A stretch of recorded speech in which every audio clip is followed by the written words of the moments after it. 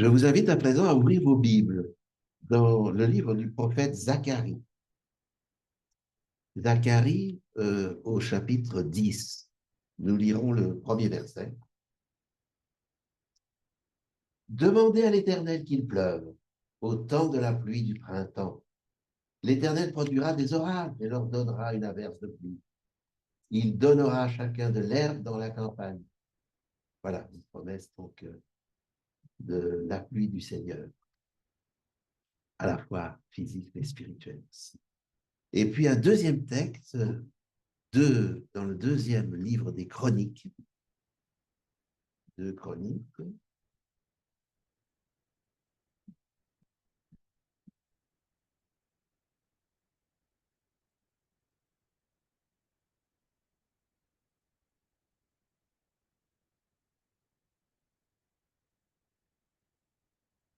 Chroniques, nous lirons au chapitre 7, le verset 14.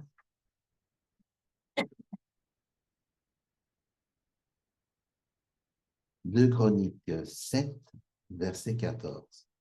Si mon peuple sur qui est invoqué mon nom s'humilie, prie et recherche ma face, s'il revient de ses mauvaises voies, moi je l'écouterai des cieux, je lui pardonnerai son péché et je guérirai son pays. Que le Seigneur bénisse sa parole et son influence dans nos cœurs. Je laisse la parole.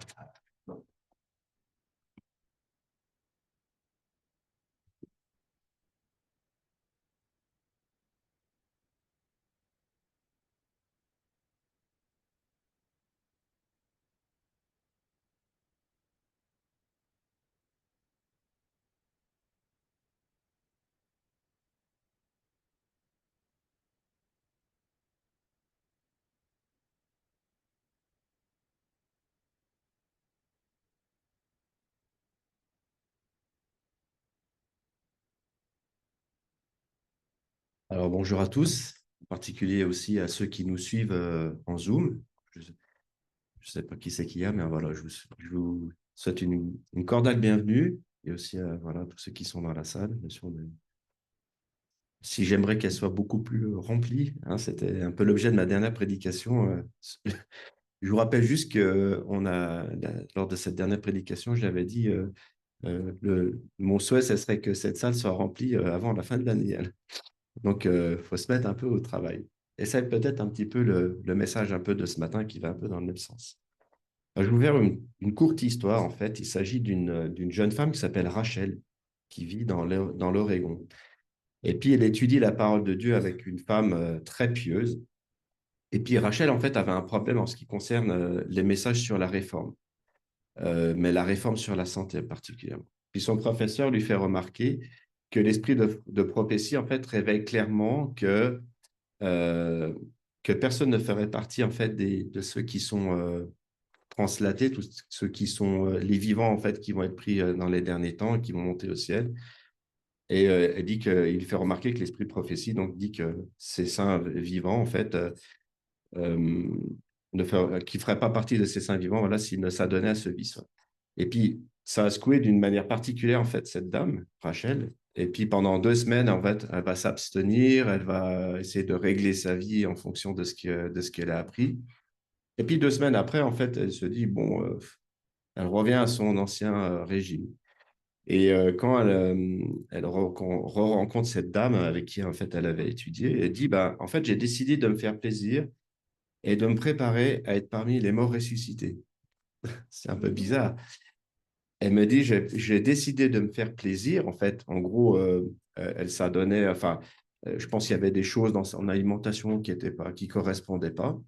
Et donc, elle décide de dire, bah, écoute, tant pis, parce que dans sa tête, en fait, elle pensait que des saints vivants, donc les 144 000 de la fin, en fait, c'est une spécificité. Elle s'est dit, bon, c'est pas grave, moi, je préfère faire partie finalement, pas du carré final, mais de ceux qui vont mourir en Christ. Et puis, comme ça, bah, je peux faire un peu ce que je veux de ma vie, quoi. C'est un peu l'idée, un peu l'idée qui est traduite, quoi. Et en fait, bah, en fait, c'est grave. Et en fait, on se rend compte qu'il y a peut-être, je dirais pas dans notre église, mais peut-être dans le monde adventiste, il y a peut-être des idées un peu comme ça qui viennent en se disant, bah, finalement, j'arriverai jamais à atteindre en fait le niveau de perfection qui est indiqué dans la Bible. Et puis ce matin, en fait, on va tourner un petit peu autour de ce thème-là, justement, des 144 000 et de la pluie d'arrière-saison. Euh, dans les études qu'on fait dans la semaine, là, cette semaine, là, mardi, on a lu Matthieu, Matthieu, on était dans le chapitre 22 de Matthieu. Et puis, je ne sais pas si vous vous souvenez, on parlait des paraboles des noces. Et alors, je ne vais pas développer les paraboles des noces, mais je vais au moins retenir, en fait, à partir du verset 11. Parce que dans ces paraboles, en fait, le roi demande à ses serviteurs d'aller chercher, en fait, des, euh, euh, des convives, en fait, pour aller aux noces de l'agneau.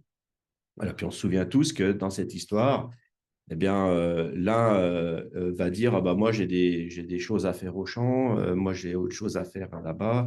Enfin bref, ils ont tous une bonne raison pour dire, bon, t'es sympa, mais je n'ai pas le temps d'aller aux noces. Voilà.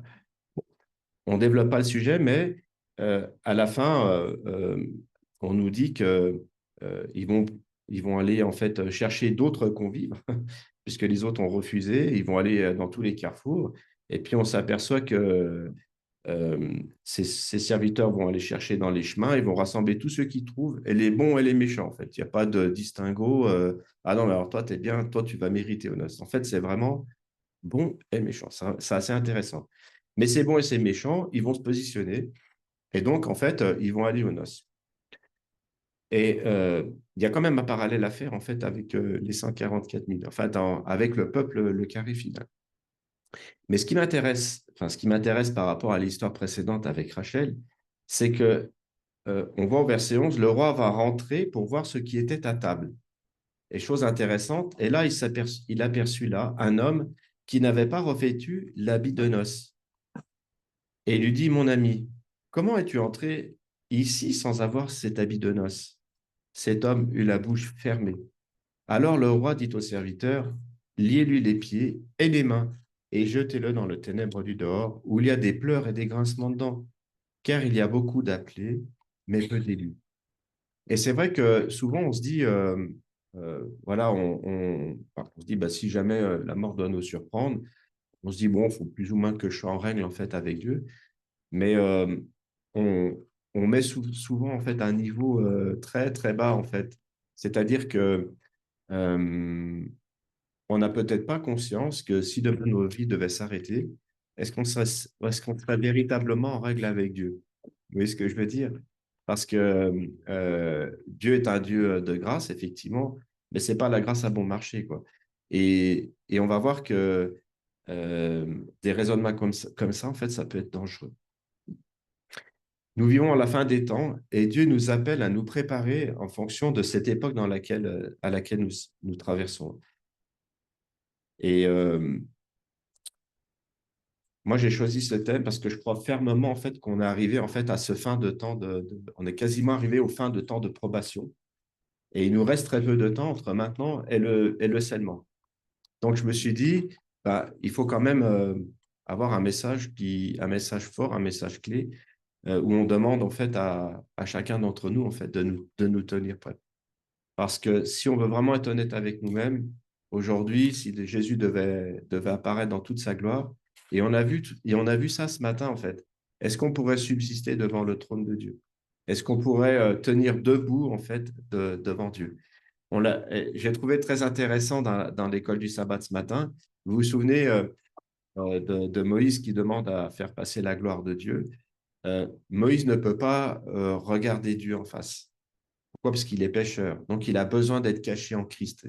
Il a très bien défini la chose, Samuel, tout à l'heure. Et c'est vrai qu'il est caché dans le creux du rocher et il est couvert, en fait, par la main de Dieu, en fait. Parce qu'il ne peut pas subsister devant l'Éternel. Par contre, il peut le voir par derrière. Et toutes ces choses ont été écrites, en fait, pour nous interpeller en fait, sur nous. Parce que je crois qu'on n'a pas suffisamment conscience, en fait, de ce dont on doit se préparer pour pouvoir nous présenter devant Dieu. Posez-vous la question aujourd'hui, est-ce que je peux me présenter devant Dieu? Est-ce que j'oserais me présenter devant Dieu?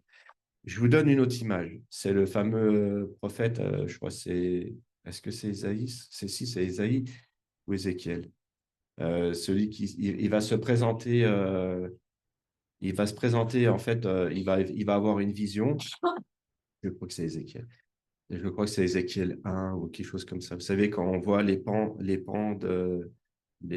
le trône de Dieu, et puis il y a les pans qui viennent de Dieu. Attendez, je prends juste parce qu'il me semble que c'est ça. Je ne l'ai pas noté, là, c'est moi qui me remémore ça. Alors, soit c'est Ésaïe 6, ou soit c'est pas Ésaïe 6. Si, c'est la vision, c'est ça. Donc, on voit, c'est dans Ésaïe. Et puis là, on voit, il voit des séraphins qui se trouvent devant lui. Est-ce que c'est bien celui-là? Voilà, c'est ça. Et puis là, il va se retrouver en fait devant le trône de Dieu. euh, et, et regardez comment Ésaïe va interpréter la chose. Il va dire au verset 5, alors je dis, malheur à moi, je suis perdu, car je suis un homme dont les lèvres sont impures. J'habite au milieu d'un peuple dont les lèvres sont impures. Et mes yeux ont vu le roi, l'Éternel des armées. Il a conscience qu'il ne peut pas se présenter devant Dieu. Et lui, pour lui, il va, il va mourir, quoi. Parce que la lumière de Dieu, la lumière de Dieu, en fait, va refléter tous nos défauts, en fait. Et c'est quand la lumière de Dieu transperce nos cœurs qu'on va avoir la pleine conscience de, finalement, de ce qu'on est nous-mêmes, quoi. Et Ésaïe, à ce moment-là, lorsqu'il paraît, en fait, devant le trône, alors qu'il est quand même dans une vision, hein, donc, mais la vision doit être tellement forte qu'il a vraiment l'impression d'être physiquement, en fait, devant le trône de Dieu. Et bien, à ce moment-là, se révèle en lui, en fait, qui il est. Et en fait, rien de caché enfin, rien ne peut être caché, en fait, devant la gloire de Dieu. Dieu voit tout. Et comme il voit tout, même nous, en tant qu'êtres humains, quand la gloire de Dieu se révèle, eh ben, ça révèle aussi notre caractère. C'est pour ça qu'il va dire malheur à moi. Je suis perdu, je ne peux pas subsister. Et là, on voit un ange, plutôt un séraphin, qui va prendre un tison ardent et qui va toucher ses lèvres. Et la parole nous dit que après ça, donc il touche à ses lèvres.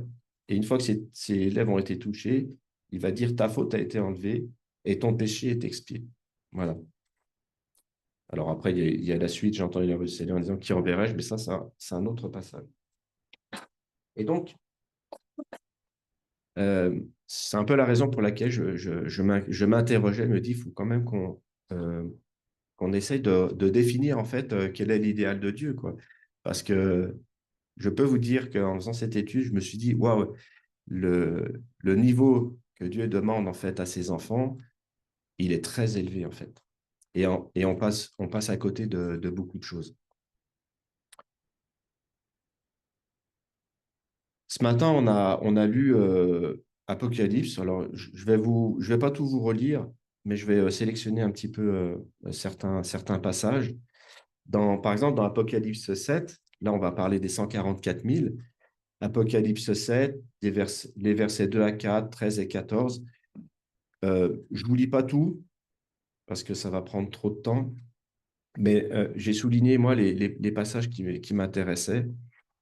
À un moment donné, en fait, c'est dans les 13 et 14, versets 13 et 14, Jean, qui est lui aussi en vision, euh, il y a, la parole de Dieu nous dit qu'il y a un des anciens qui prie la parole et qui va lui dire, quels sont ceux qui sont revêtus, qui sont vêtus de robes blanches et d'où viennent-ils?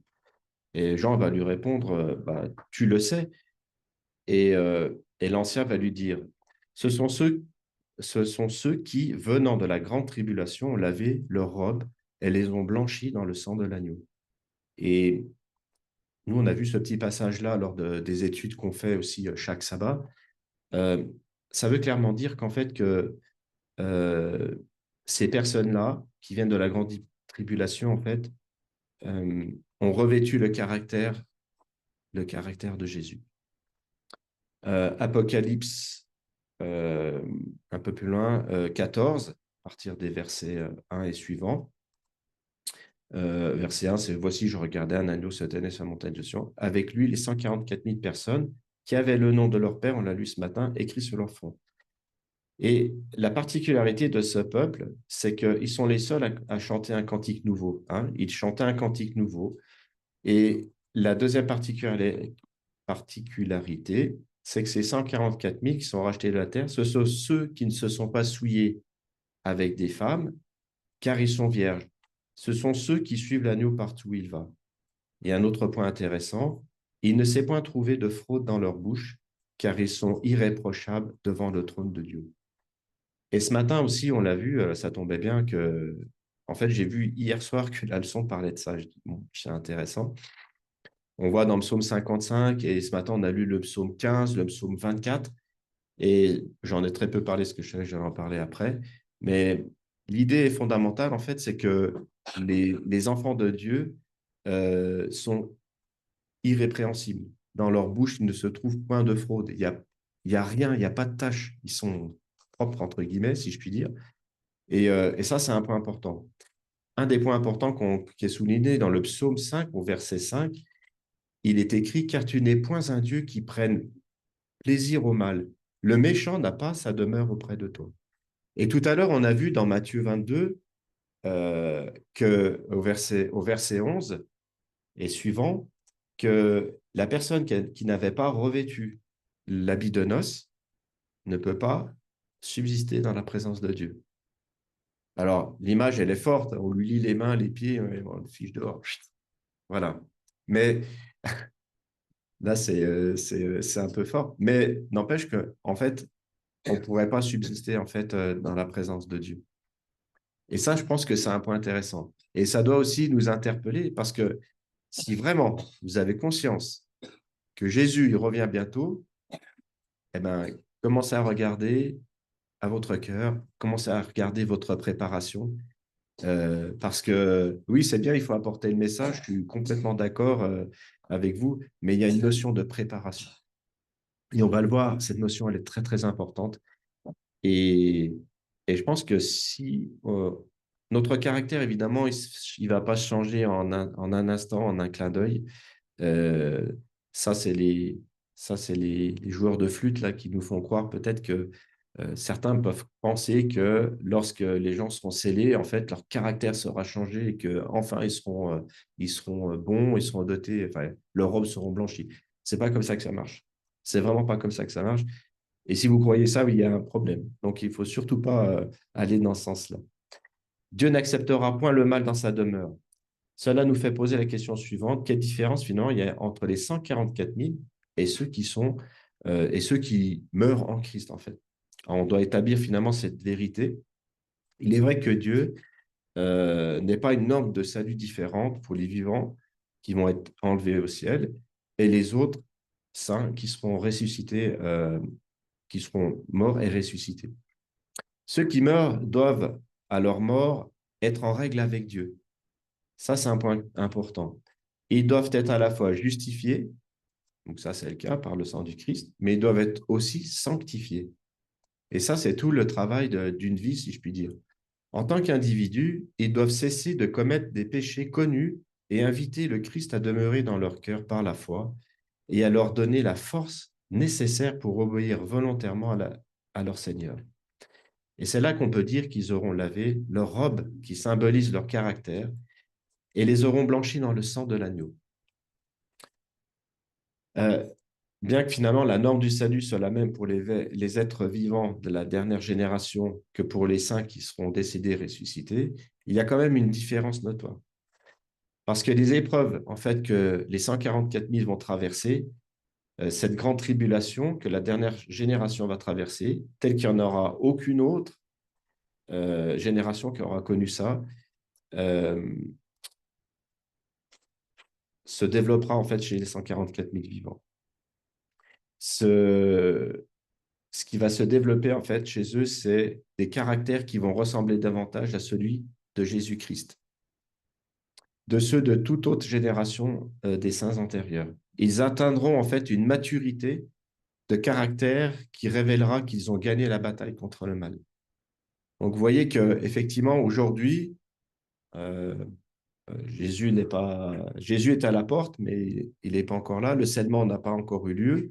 Donc il y a déjà un travail à faire Et après, il y aura encore c'est un travail supplémentaire qui va amener en fait ce peuple-là. C'est pour ça qu'il y a la pluie de l'arrière-saison. En fait, il y a la première pluie qui va régler pas mal de problèmes sur nos caractères.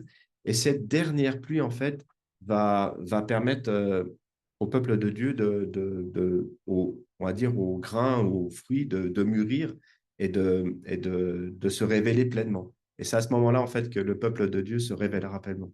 Donc, le travail, on va le voir un peu ensuite, il est en deux phases, en fait. C'est pour ça qu'on parle de la première pluie et de la seconde pluie. Et on l'a lu dans Zacharie, en fait, Dieu nous dit, mais demandez, en fait, demandez-moi de faire descendre sur vous cette pluie de bénédiction. Alors, souvent, on peut entendre sur Internet et tout ça, on parle beaucoup de la dernière pluie, quoi. Mais attendez, il y a peut-être la première aussi à recevoir avant. Parce que si on ne reçoit pas la première, vous allez croire que vous allez recevoir la deuxième. Ouais, c'est d'abord la première qui va faire croître la plante et la dernière pluie, en fait, qui va faire sortir le fruit, en fait. Alors là, on parle d'épis de blé, quoi, mais c'est exactement ça. La dernière pluie, elle a pour objectif, en fait, de faire ressortir tous ces fruits-là, d'amener à maturité, en fait, la récolte. La servante du Seigneur nous dit, dans Témoignage volume 3, alors c'est en anglais, donc c'est Testimonies. Je n'ai pas marqué la page. Ah si, 266. Vous pouvez noter, Testimonies volume 3, page 266. Elle dit, le vrai peuple de Dieu qui a à cœur l'Esprit de Dieu du Seigneur et le salut des âmes, considérera toujours le péché dans son caractère réel et pécheur. Il sera toujours du côté d'un traitement fidèle et clair des péchés qui assaillent facilement le peuple de Dieu. C'est surtout dans l'œuvre finale de l'Église, dans le temps de scellement des 144 000 qui se tiendront sans faute devant le trône de Dieu, qu'ils ressentiront le plus profondément les torts du peuple professant Dieu. Pourquoi? Parce que la haine du péché, à ce moment-là, pour ce peuple-là, sera si intense qu'ils préféreront mourir plutôt que de pécher. Est-ce qu'aujourd'hui, on préfère mourir plutôt que de pécher? Je ne crois pas. Eh bien, c'est ce qu'on doit atteindre. Mais ça doit nous interpeller parce que c'est vraiment ce qui est demandé par Dieu. On parle pas vraiment là de salut, mais on parle du projet de Dieu. Dieu, il a une œuvre à faire en fait en chacun de nous. Et on est son édifice, ses pierres précieuses qui va polir et qui va présenter finalement aux autres, aux anges célestes qui n'ont pas été, qui sont pas déchus, et puis aux autres mondes aussi, parce que la Bible nous enseigne aussi qu'il y a d'autres mondes qui ont été créés. Ellen White en la parle aussi, quand elle parle d'Enoch qui est parti visiter, je ne sais plus, 7 mondes. Enfin, bref, ça doit être tellement grand. Voilà. Donc ça, c'est ce qui nous attend après. Mais il y a tout le reste avant. Alors, la Bible, elle est bien faite parce qu'en fait, elle va nous donner quelques exemples. Et puis, on en a aussi parlé un peu de ce matin. On va parler de Moïse. Alors, on voit que Moïse, c'est un type finalement des saints qui sont morts en Christ et qui sont ressuscités. Eh bien, moi, je vais vous dire une chose. Regardez bien la vie de Moïse. Contemplez-la bien. Parce qu'il y a déjà un sacré niveau. Hein. D'accord?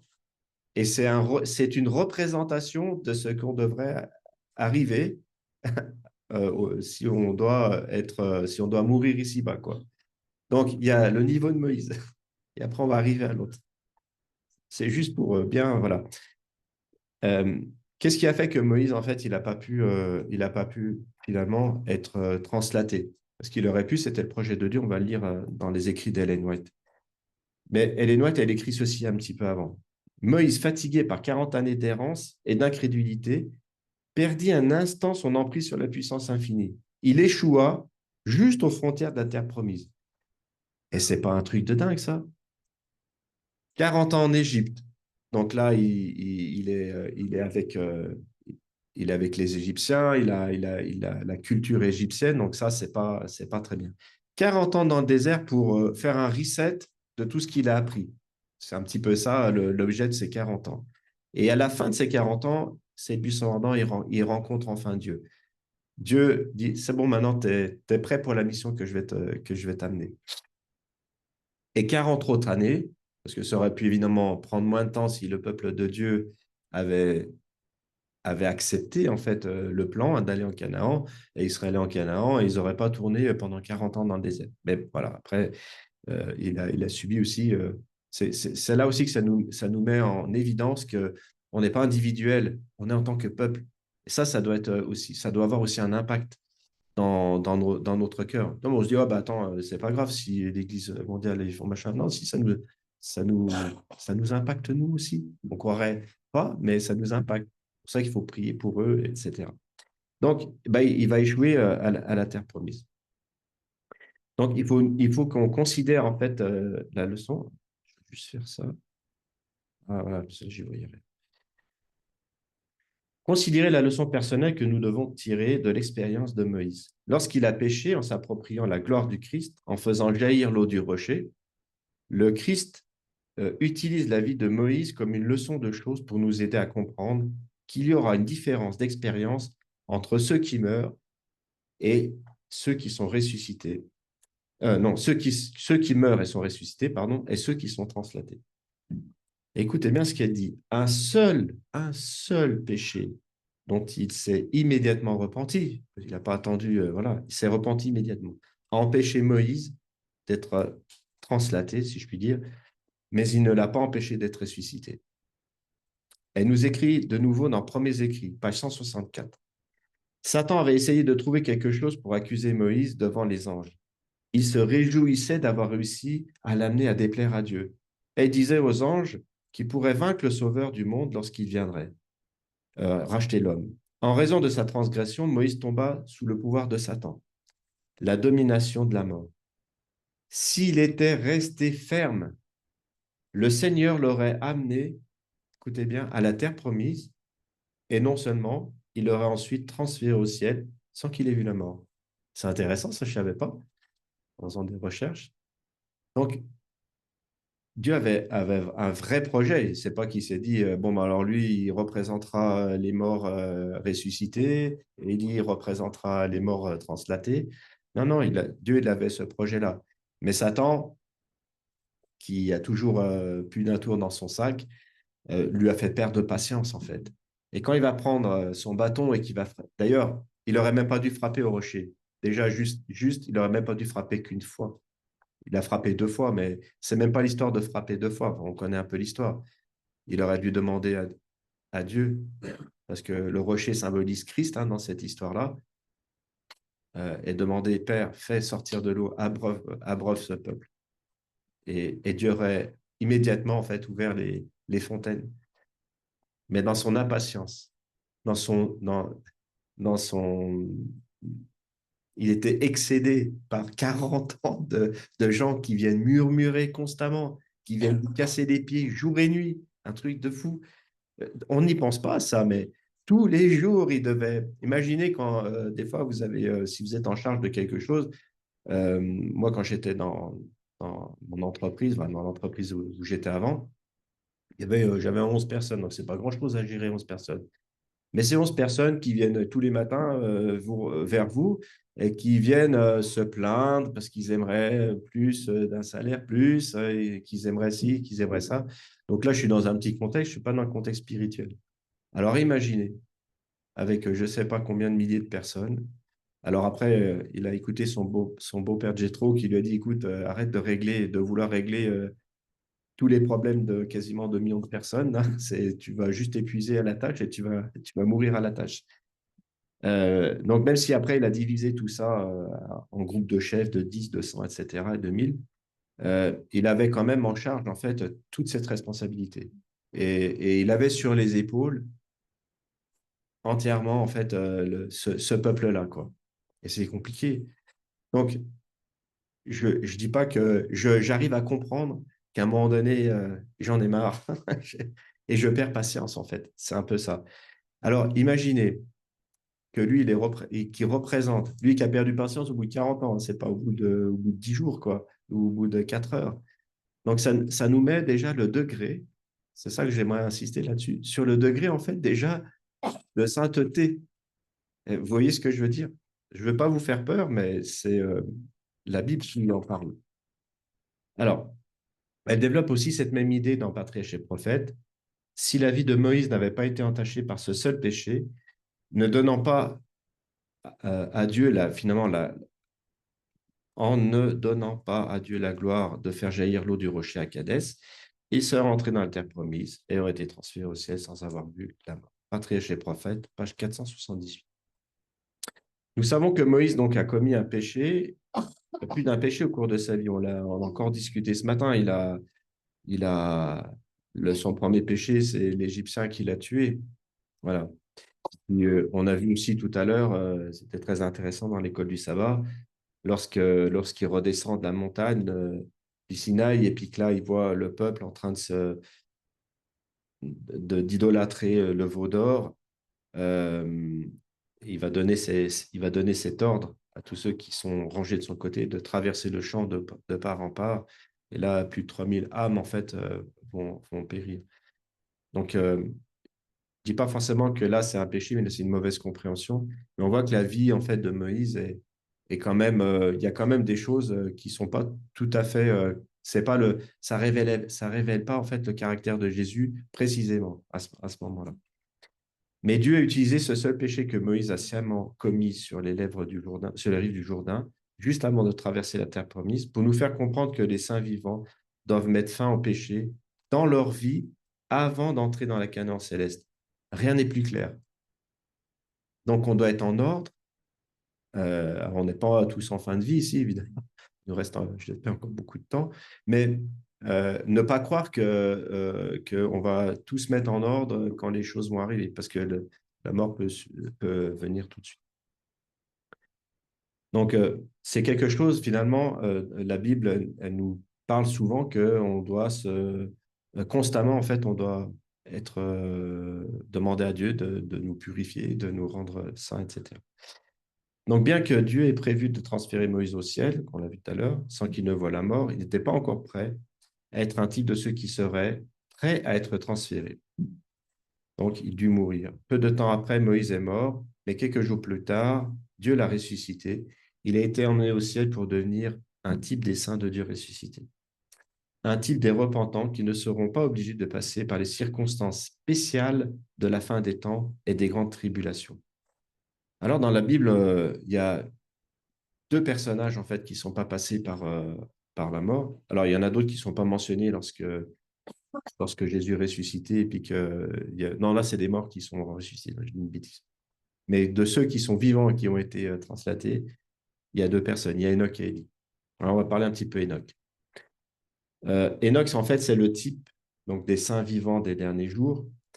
Et si on considère ses antécédents, dans la Bible, il nous dit qu'il a marché avec Dieu pendant 300 ans. Genèse 5, 21, 22 nous dit Enoch vécut 65 ans et engendra Mathusalem. Après avoir engendré Mathusalem, Enoch marcha avec Dieu pendant 300 ans et il engendra des fils et des filles. Dans le livre Reflecting Christ, page 307, on peut lire qu'Enoch était un personnage marqué et beaucoup considèrent sa vie comme quelque chose de bien supérieur à ce que la généralité des mortels peut jamais atteindre. Mais la vie et le caractère d'Enoch, qui était si saint qu'il a été transporté au ciel sans avoir vu la mort, représente la vie et le caractère de tous ceux qui seront transportés lorsque Christ reviendra. S'il est arrivé à ce moment-là, pourquoi on n'y arriverait pas à la fin des temps? Alors c'est vrai que le péché, il a 6000 ans. Donc, et nos corps sont beaucoup plus faibles que peut-être à ce moment-là, mais ce n'est pas une excuse. Dans Gospel Workers, page 54, elle nous dit, elle va prendre le verset d'Hébreux 11, verset 5, qui nous dit, c'est par la foi qu'Enoch a été transféré pour ne pas voir la mort avant d'être transféré. Il avait ce témoignage qui plaisait à Dieu. Et elle nous dit, c'est à une telle communion que Dieu nous appelle. Comme l'était celle d'Enoch, telle doit être la sainteté de caractère de ceux qui sont rachetés parmi les hommes lors de la seconde venue du Seigneur. Cette déclaration est tellement importante qu'on peut peut-être la répéter. C'est comme l'était Enoch, ainsi doivent être la sainteté de caractère de ceux qui seront rachetés parmi les hommes lors de la seconde venue du Seigneur. Alors, on nous parle aussi d'Élie. Donc, Élie est un type, en fait, des 144 000. Il faut que j'accélère un peu, mais en fait, c'est un peu long le truc. C'était un homme d'une grande foi. Donc, il l'a démontré lors des événements lors du mont Carmel. Donc là, on se souvient tous, Élie va faire descendre le feu du ciel. Et donc là, on sent qu'il marche pleinement avec Dieu. Et puis souvent, je me suis posé la question, mais qu'est-ce qui s'est passé entre ce moment-là et le moment où, en fait, il devient tout liquide, il a peur, en fait, de la reine Jézabel, alors qu'avant, il a l'assurance d'être avec Dieu. Puis je me suis remémoré tout ça, et il y a quand même quelque chose qui s'est passé. Dans son interprétation de la justice de Dieu, qu'est-ce qu'Élie va faire au prophète de Baal? Il va égorger 300 personnes. 300 personnes. Essayez de réfléchir à ça. Il égorge 300. Alors, est-ce qu'il est tout seul à ce moment-là à le faire? La Bible ne nous le dit pas. Mais au torrent le torrent de je ne sais plus quoi, le Kérit peut-être. Bref, ils vont amener des gens là-bas et ils vont les massacrer en fait. Ils vont les tuer.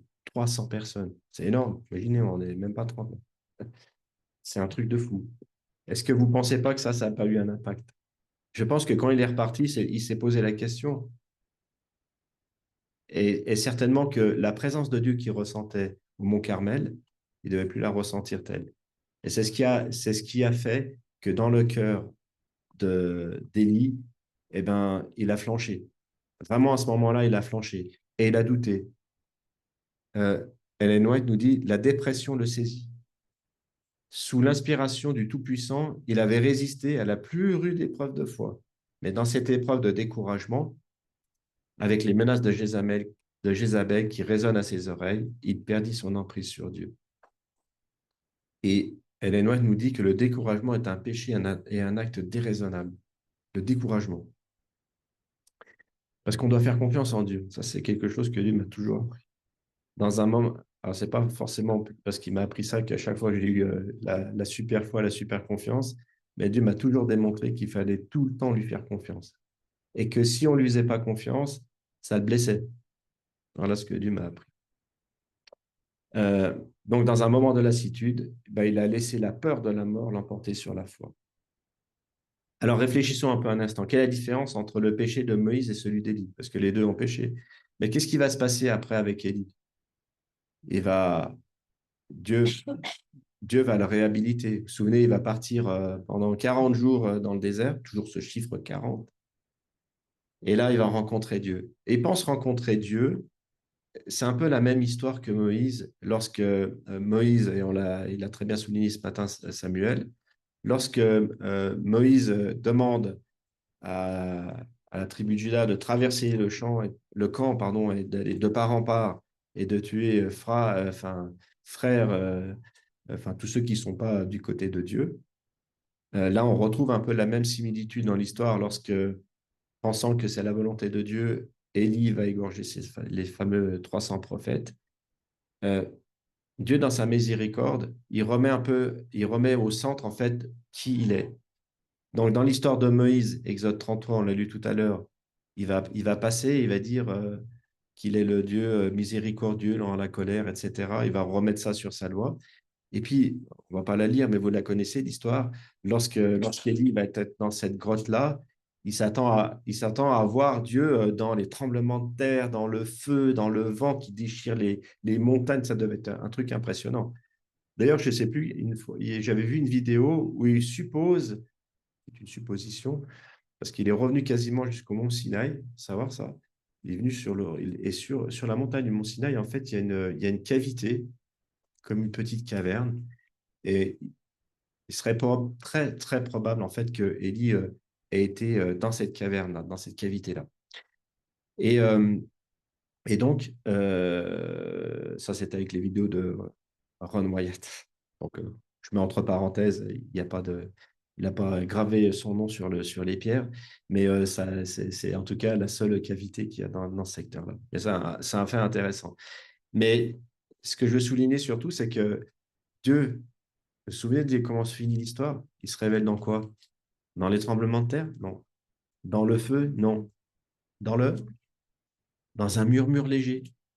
Voilà. Ça donne en fait la dimension de Dieu, la douceur, la bonté, l'amour. Hein. Il n'y a pas de... Dans la haine et dans l'excitation, il n'y a pas d'amour en général.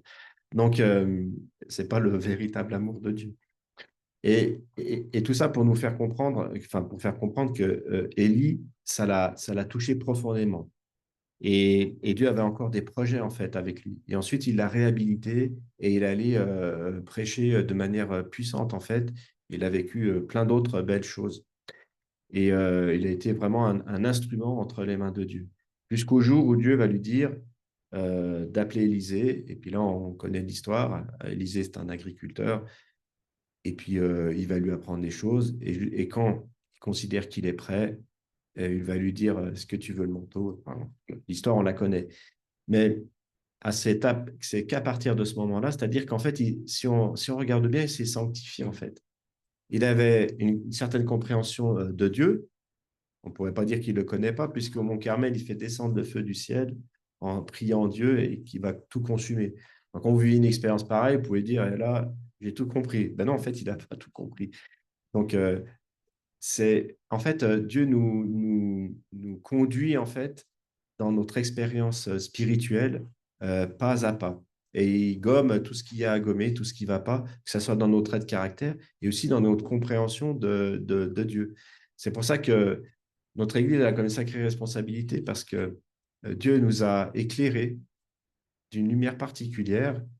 Et croyez-moi, c'est une bénédiction, mais si on ne marche pas dans les pas de Dieu et dans la volonté de Dieu, ça peut devenir un peu comme une malédiction. Vous savez, dans l'Ancien Testament, les deux, ceux qui marchent, enfin, je ne dis pas qu'on ne marche pas, mais il y a quand même des choses à mettre en place.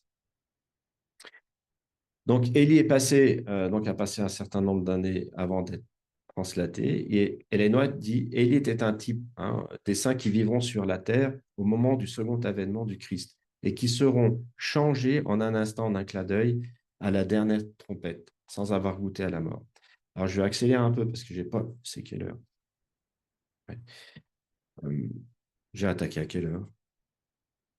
Midi, non? Ça fait 35 minutes. On l'a vu un petit peu, j'en ai parlé un peu ce matin, mais je vais passer un peu ce passage-là, mais c'est une nécessité absolue finalement d'atteindre cette fameuse maturité. Pourquoi? Premièrement, parce que les saints des derniers jours seront contraints de subir l'épreuve suprême. C'est d'une image, celle de l'image papale, celle de l'image papale de la bête. Deuxièmement, après la fin du temps de grâce, ils devront être prêts à vivre sans péché, sans médiateur, dans le sanctuaire du ciel. Personne pour dire comme ça, je suis mort pour lui. Personne. On va voir après. C'est pas mal. En 1980, en 1890, pardon, Ellen White écrit: Le Seigneur m'a montré clairement que l'image de la bête sera formée avant la fin du temps de grâce. L'image de la bête sera formée avant la fin du temps de grâce. Donc, ça veut dire qu'il va y avoir les lois du dimanche avant. C'est ce que je comprends là. Car ce sera la grande épreuve pour le peuple de Dieu, qui décidera de sa destinée éternelle. C'est l'épreuve que le peuple de Dieu doit subir avant d'être scellé. Tous ceux qui ont prouvé leur loyauté envers Dieu en observant sa loi, on pense au sabbat, et en refusant d'accepter un faux sabbat, se rangeront sous la bannière du Seigneur, Dieu Jéhovah, et recevront le sceau du Dieu vivant. Ceux qui cèdent à la vérité d'origine céleste et acceptent le sabbat du dimanche recevront la marque de la bête. Donc là, c'est assez intéressant de voir que il y a des grandes décisions qui vont se prendre avant le scellement. Quelle est la deuxième raison? Eh bien, c'est la fin du temps de grâce. Les saints qui seront traduits devant devront vivre, qui seront traduits. qui seront translatés devront vivre la dernière période de détresse, appelée la période de détresse de Jacob. Sans médiateur dans le sanctuaire céleste, le temps de grâce aura pris fin pour ce vieux monde méchant. Là, on est sur la partie sans intercesseur. Alors, en fait, je vais essayer de raccourcir un peu tout ça. Alors, est-ce qu'on est conscient finalement de ce que ça veut dire de fonctionner sans intercesseur? Ça veut dire que le moindre péché, et c'est terminé. Jésus, à un moment donné, a fonctionné, je ne vais pas dire sans intercesseur, mais on se souvient tous dans le jardin de Gethsémané. Jésus était, à un moment donné, s'est retrouvé seul. Il était isolé, il était d'ailleurs acculé par toutes les forces du mal, et il a dû tenir seul. Et c'est ce qu'il a fait angoisser. C'est vraiment ça qui l'a fait angoisser. Et cette angoisse de Jésus, les saints des derniers jours la ressentiront. Elle ne sera pas aussi intense, mais ils la ressentiront parce qu'ils auront peur de perdre cette relation qu'ils ont développée avec leur Père céleste.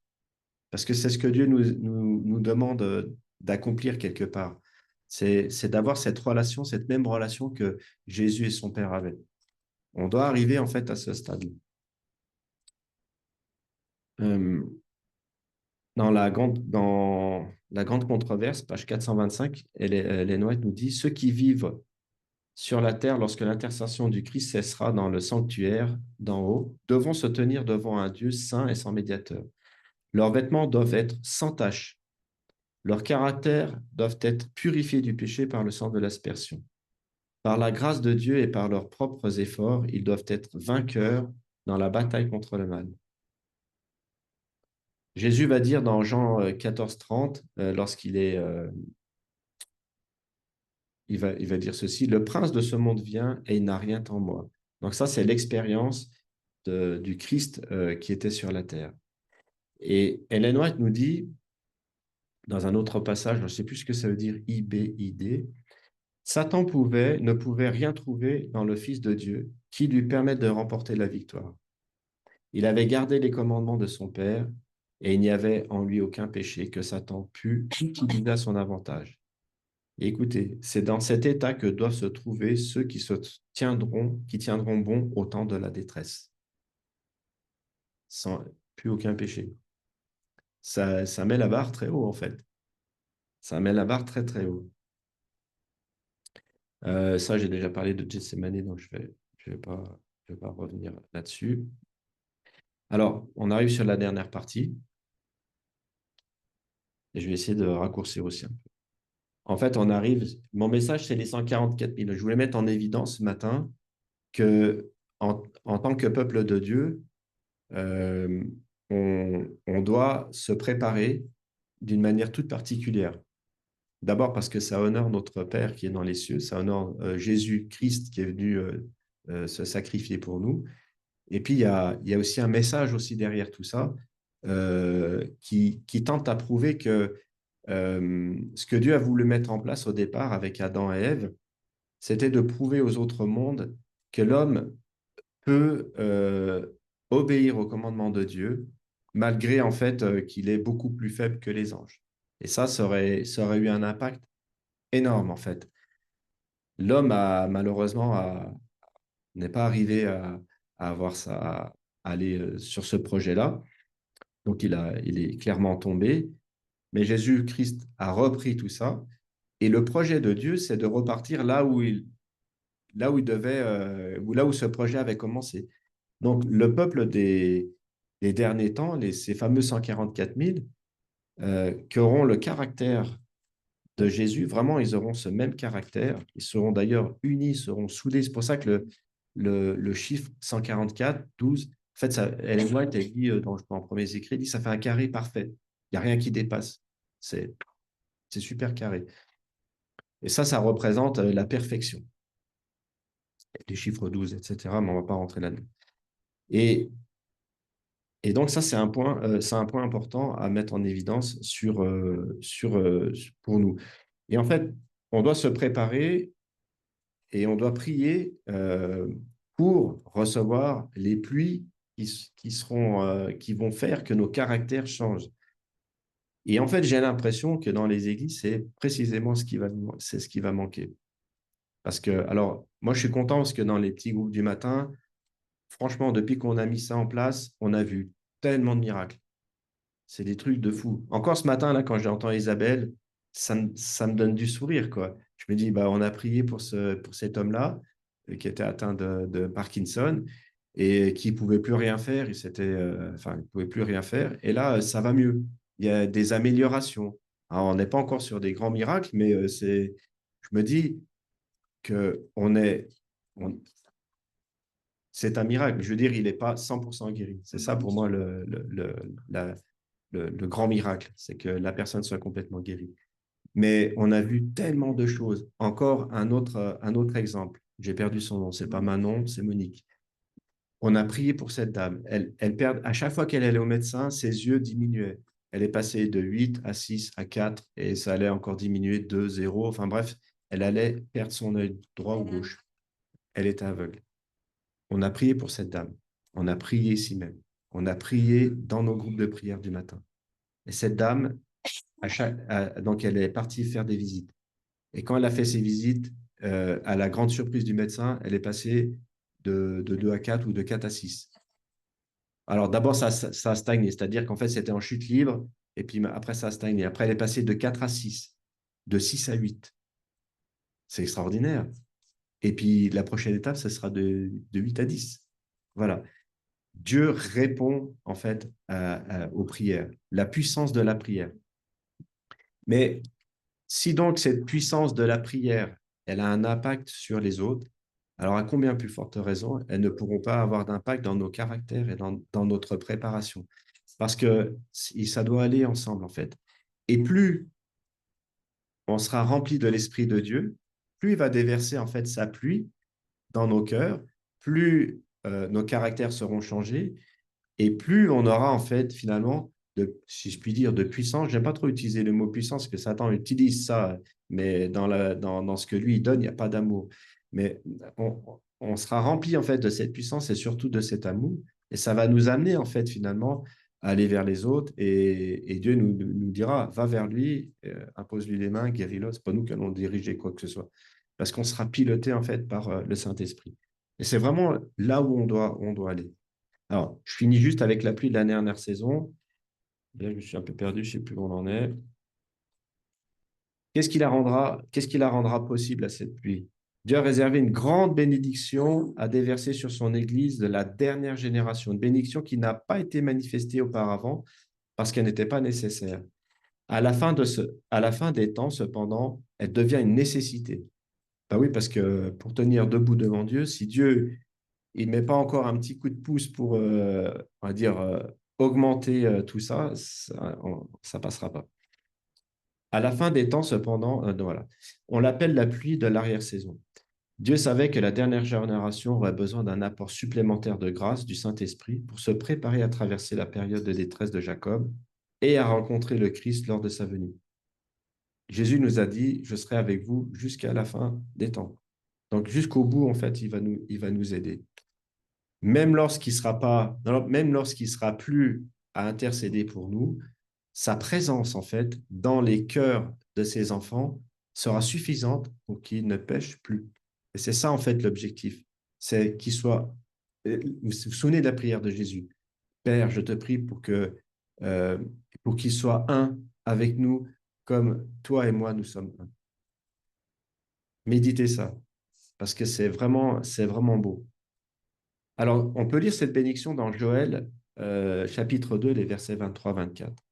Réjouissez-vous donc, enfants de Sion, et exultez en l'Éternel votre Dieu, car il vous a donné la pluie de la première saison avec modération. Et il fera descendre pour vous la pluie de la première et la pluie de l'arrière-saison au premier mois.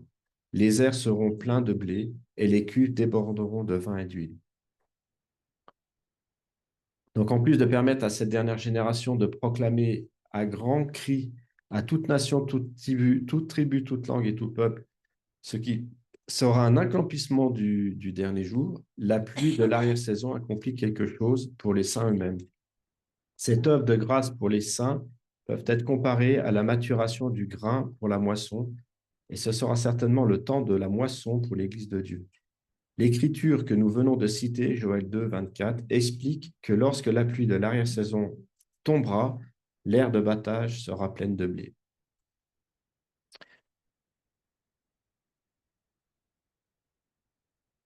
Je vais vous lire un autre passage d'Ellen White qui est important. Gardons à l'esprit qu'il est absolument nécessaire que ces saints vivants reçoivent à la fois la pluie de la première saison, ce que j'expliquais tout à l'heure, et celle de l'arrière-saison.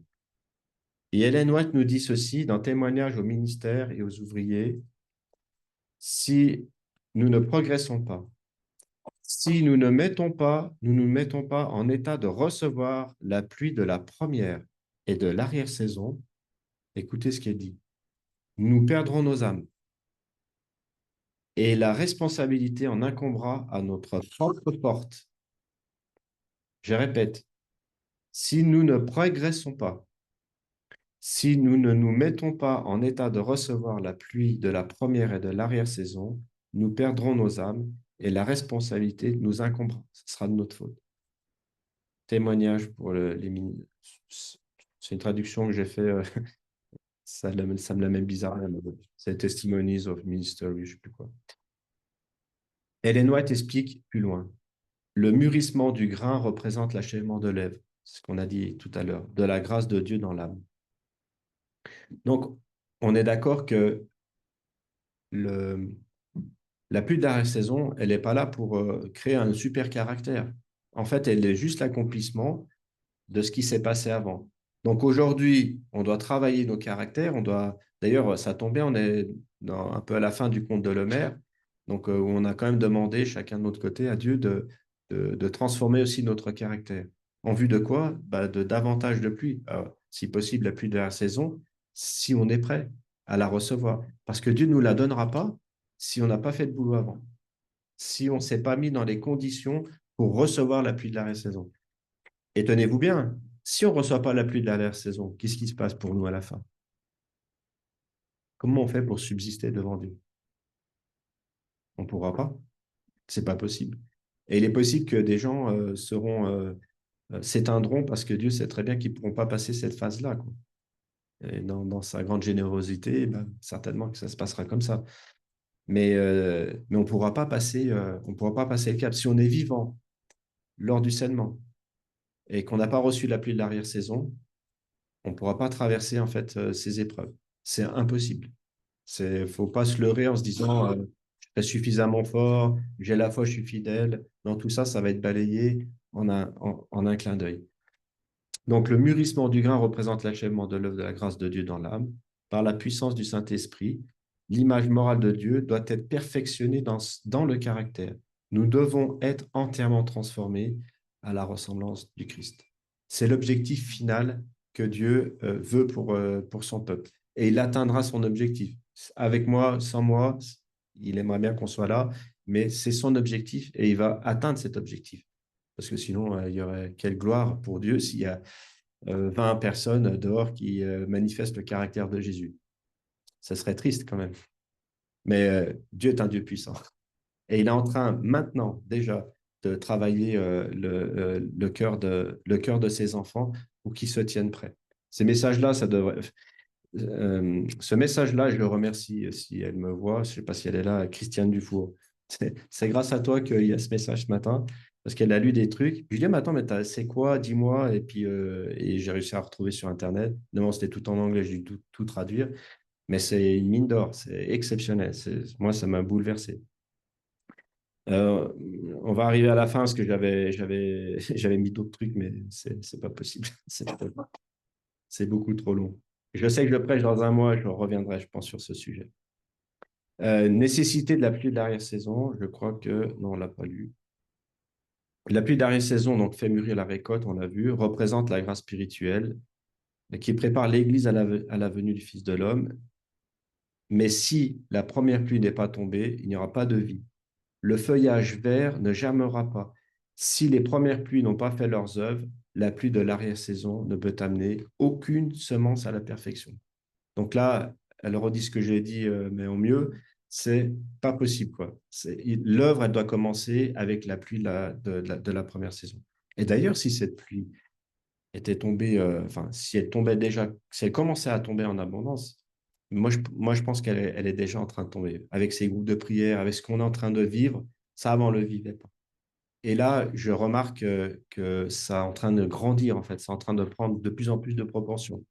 Pourquoi? Parce que on doit recevoir que le contenu d'un arrosoir pour l'instant. C'est très peu. Mais parce que Dieu ne peut pas nous accorder ça si on n'est pas prêt. Si on n'est pas prêt à recevoir. Ellen White, elle va dire, tenez vos vases droits pour recevoir la pluie. Si je le tiens à l'envers, ça ne marche pas. On est d'accord? Il faut tenir nos vases droits pour pouvoir recevoir l'Esprit de Dieu.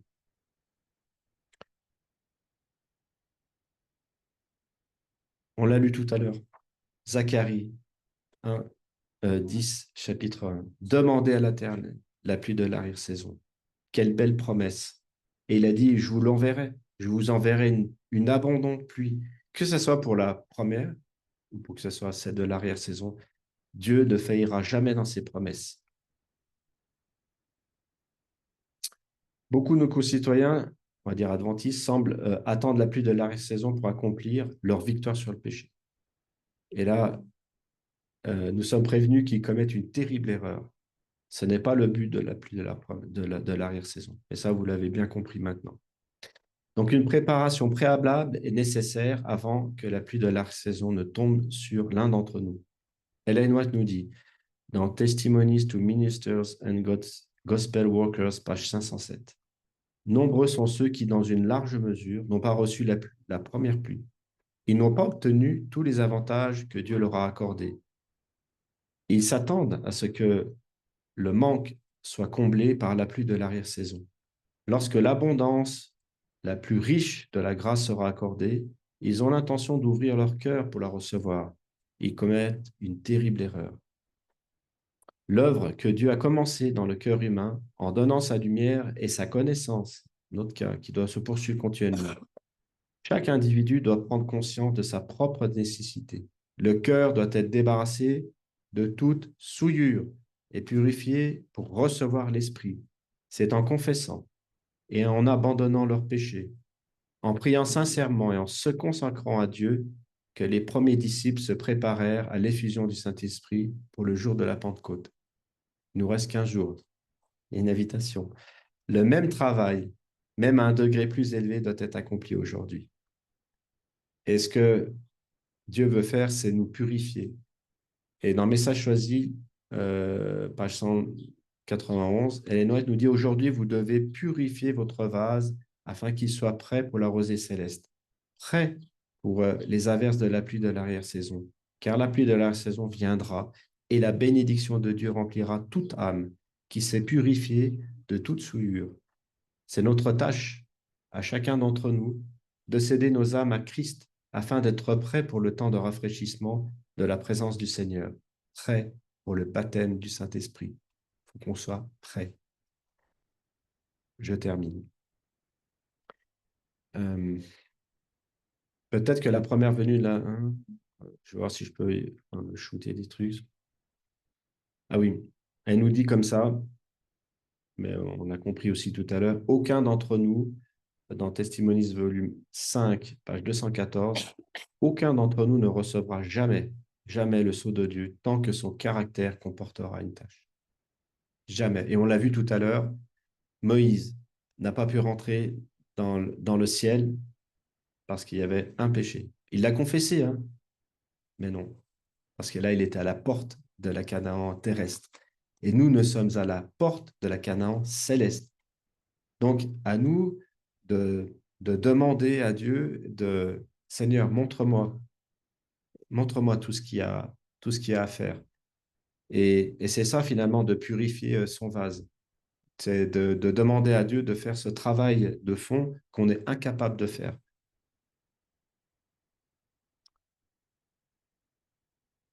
Encore une fois de plus, cette vérité tranchante est exprimée haut et fort. Ellen White nous dit dans Premiers Écrits, page 71, ceux qui reçoivent le sceau du Dieu vivant doivent refléter pleinement l'image de Dieu.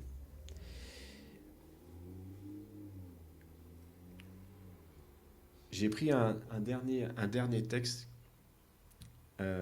qui sera que je vais mettre un peu en guise de conclusion. J'ai encore plein de trucs, mais je laisse tomber, c'est trop long. Et je le mettrai peut-être la prochaine prédication. Vous avez vu 2 textes aujourd'hui. Vous avez vu Zacharie 10.1. Et c'était quoi le deuxième? De Chroniques 7.14. Vous connaissez tous de Chroniques 7.14.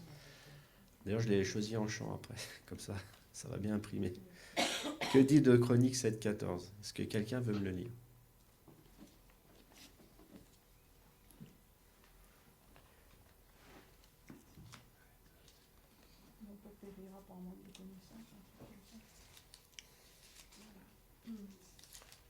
Alors, si alors mon peuple, le peuple à qui j'ai donné mon nom, s'humilie et prie, si les Israélites me cherchent en renonçant à leur mauvaise conduite, moi, dans le ciel, je serai attentif, je pardonnerai leurs péchés et je rétablirai la prospérité de leur pays. Ouais. C'est tellement touchant. Dieu nous demande de nous humilier. Il nous demande de prier. Et il nous demande de rechercher sa face. Et il nous demande de nous détourner de nos mauvaises voies. Alors, c'est pas qu'on est des gens méchants. C'est pas ça que le texte il dit. Il dit il y a des choses qui sont pas en règle avec moi. Et je veux que vous régliez toutes ces choses, une par une. On doit être sans tâche. Moi, je répète, juste les choses qu'on a vues jusqu'à maintenant, on ne pourra pas rentrer dans le royaume des cieux si nous avons un seul péché. Que nous passions par la mort ou que nous soyons translatés étant vivants. Et c'est impossible. Nous devons être clean devant Dieu. Et Dieu nous dit ce matin, et il nous supplie ce matin, c'est même pas qu'il nous dit, Dieu supplie son peuple. Il nous supplie, il nous dit, mon fils, ma fille, humilie-toi, repens-toi, prie, recherche-moi, ne me fuis pas. Donne-moi ta main. Prends la main que je te tends. Détourne-toi de tes idoles. On en a tous. Et je crois que Germain avait fait un beau sermon la dernière fois par rapport à ça. On doit se détourner de tout ça.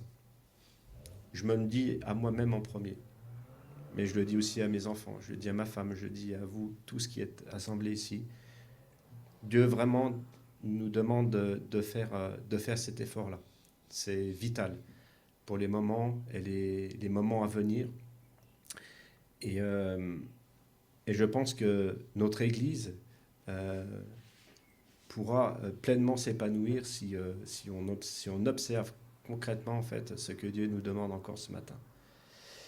Et je dirais que gloire soit rendue à Dieu parce que tout est possible à Dieu.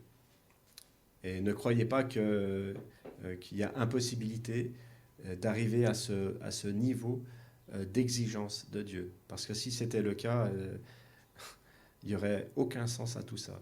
C'est à nous, en fait, de croire et de nous laisser porter par l'Esprit de Dieu pour être pleinement transformés, pour vraiment refléter le caractère de Dieu. Et je vous invite vivement à rentrer dans ces démarches-là. Évidemment, j'invite... j'étais en train de me poser la question, je sais que le matin, les horaires ne correspondent pas à tout le monde, en fait. Mais moi, je suis prêt à m'engager, à faire des horaires, à venir à 6 heures du matin pour un groupe, à venir à 7 heures pour un autre, à venir à 8 heures pour un autre. Et après, on arrête là. Mais je suis prêt à faire ces efforts-là pour pas qu'il y ait d'excuses à dire ah mais attends mais moi ça tombe pas dans mon créneau horaire. Si vous avez en tout cas des choses à me faire remonter, moi je suis prêt à venir, mais s'il y a une personne, je suis prêt à me lever à 6 heures du matin et on se donne 15 jours avant la Pentecôte pour prier, pour humilier nos âmes, pour mettre en place en fait ces stratégies. Même si c'est midi, Mylène ne peut pas avant midi, ok, à midi je suis là, je t'appelle et on fait une réunion de prière. Moi je suis prêt à m'engager à ça. Dieu me l'a mis à cœur Et je me suis dit, je ne peux pas délivrer un message comme ça et puis fermer mon PC et puis dire tout va bien. Il nous demande de faire une chose particulière. On a 15 jours devant nous. 15 jours avant la Pentecôte. Et qui sait si Dieu ne déversera pas un peu plus de pluie sur nous. Amen. Voilà, je vous laisse avec cela. N'hésitez pas à venir vers moi, même ceux qui nous suivent en ligne. N'hésitez pas à poser des questions si ça vous intéresse.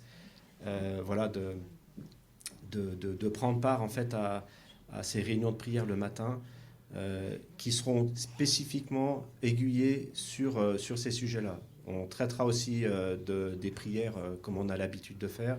Mais écoutez, j'ai découvert un bouquin qui était là-bas, qui s'appelle, la semaine passée, hein, je suis passé, et alors qu'on avait mis comment ça s'appelle, ensemble la bibliothèque et tout ça, j'ai même moi qui ai rangé les trucs, je l'avais pas vu.